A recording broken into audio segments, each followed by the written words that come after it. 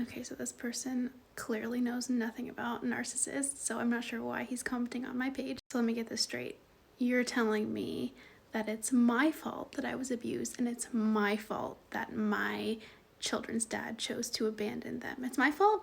You're saying that every dad that chooses to not talk to and be a part of their kids' lives because they're mad at the mom is the mom's fault? Is that what you're really trying to tell me? You're really trying to tell me that? I mean, clearly I'm not going to take advice on how to parent from someone who comments shitty things on someone else's post and doesn't have any empathy or understanding for what they're going through. You know what I do educate my kids on, though? I do educate them on being kind.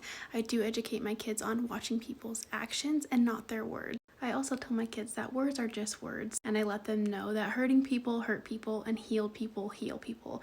And healed people don't go around commenting crappy things on people's posts and blaming them and victim blaming. They just don't do that. I will acknowledge that the one flaw that I made in that video that you commented on was that I was generalizing men, and I realize that moms do as well abandon their kids, and they do get mad at the dad and take it out on the children. I definitely recognize that.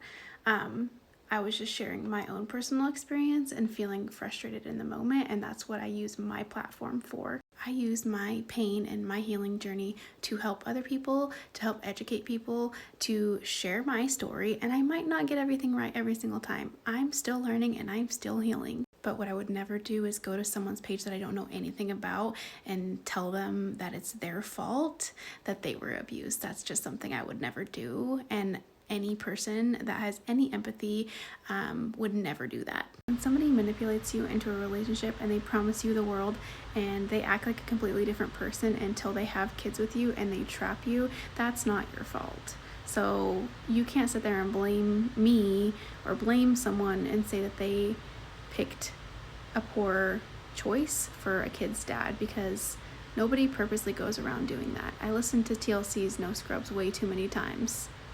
Okay, at the end of the day, nobody chooses to get abused. Nobody chooses to get abandoned. We all just do the best with what we have, and we use the tools that we've been given to make the best choices that we can with what we know. Also, it would make me a bad mom and a bad person to talk poorly about my children's dad to them, so I wouldn't sit there and tell my kids that I chose poorly, because my children are half their dad, and no matter what he chooses to do and how he treated me, that's still their dad, and his behavior is and his actions is going to be for them to figure out later, or whatever they figured out so far. But I'm not going to sit and bash their dad, because that's half them.